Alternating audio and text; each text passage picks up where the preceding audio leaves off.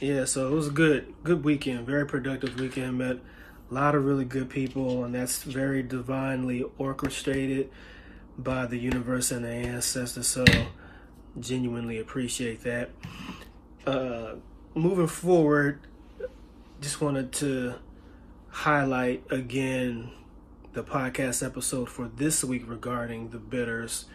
It's just really important that you understand what's going on in the gut microbiome, because what we understand today that there are various healing remedies and therapies and causes that go into these induced states of mind as it pertains to a mood order. They like to call it mood disorder. I'm gonna call it a mood order, and these altered states. And part of it is your diet. This is very serious. But I don't want one moment to go by regarding confusion on what it is that I do regarding this platform. I still utilize a lot of different healing modalities even today. Diet is extremely important, but what is also important are the other things that I do.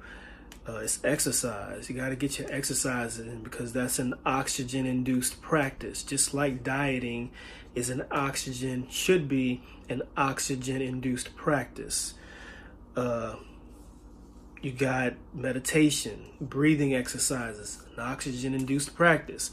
Hobbies, believe it or not, that's an oxygen-induced practice. Your breathing changes when you're on a certain level regarding a zone that you're in when you're doing something of purpose, helping others, spirituality. All these things are very important because that's what our culture is about.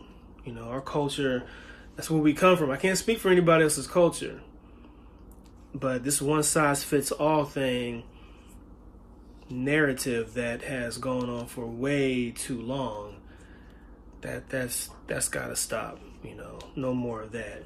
You got to do different things today in order to heal, to manifest healing on many different layers and levels of life, whether it pertains to spirituality, whether it pertains to the mind, whether it pertains to the heart, whether it pertains to the vessel, whether it pertains to the ancestors, because we don't forget we got to talk about intergenerational trauma and epigenetics. Like, all these things got to be covered.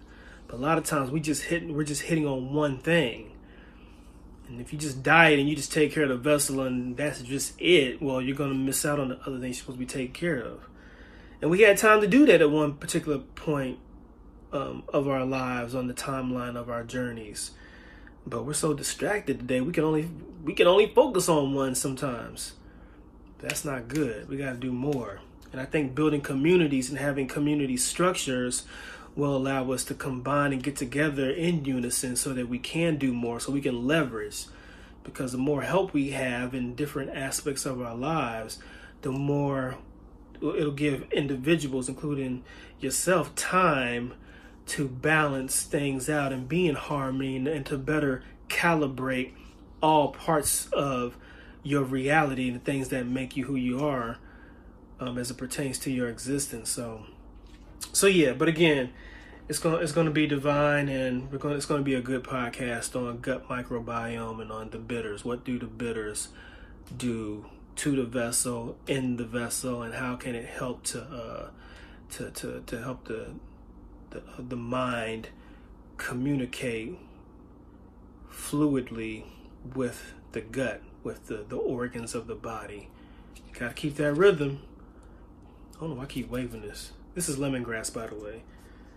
And the bitters I'm going to be working with, can I switch this? I don't know if I can't. But anyways, we're going to be working with lemongrass. We're going to be working with rosemary, mints. I already did my prep for, you see that? Yeah, my prep for my ginger and turmeric, the oregano, and this is watercress. I'll take that out a little bit.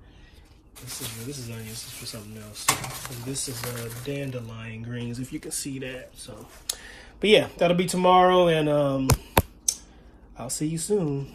Apparently, this is like a magic Harry Potter wand. Peace, divine.